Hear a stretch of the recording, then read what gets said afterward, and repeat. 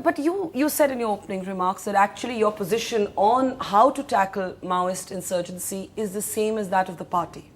Yes.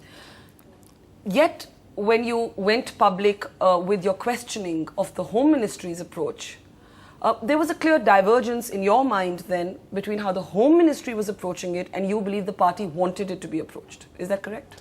Well, I had a chat with the Home Minister. He's, as I mentioned, we have been close friends and we are still close friends. Even though you called him intellectually arrogant. Well, that is something which I made that remark, and I went, and of course as a friend I apologized also. Don't feel bad about it. It was... But you believed it? I feel that he has to be more receptive to these ideas. What I've been saying this are 4 issues.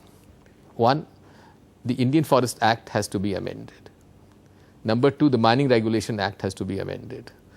The Land Acquisition Act has to be amended. And the 4th is the Panchayat Extension Scheduled Areas has to be strongly implemented.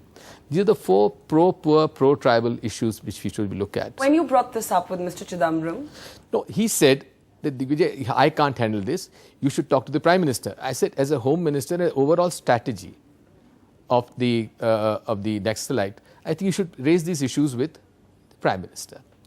So then, of course, he thought I should be talking to. I said, you have as a holist, you should take a holistic view of the whole, and you are directly responsible for this. And he felt that was not his domain, and you should raise it with the PM. Yes. But you were quoted as recently as this past week as going on record to say that you did not regret that particular article in the Economic Times. Certainly not. You don't regret it? What I have written is I stand by that, and it is as per the Congress policy. Did you talk to anyone in the Congress before writing that article? No, I didn't.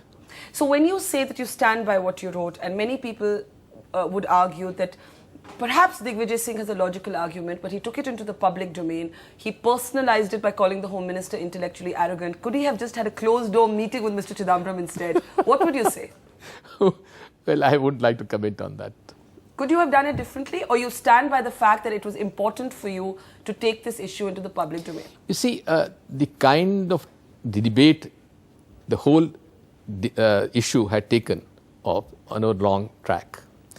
They were being called terrorists, they were being, all kinds of names were said. And you don't think they are? No, you don't think they are the point terrorists? I'm trying to make is, and there was another section, some people who were saying they were being wronged. Yeah. And also they were saying this, that all this is a strategy or a conspiracy to hand over the land and minerals to the corporate sector, which I think is absolutely wrong.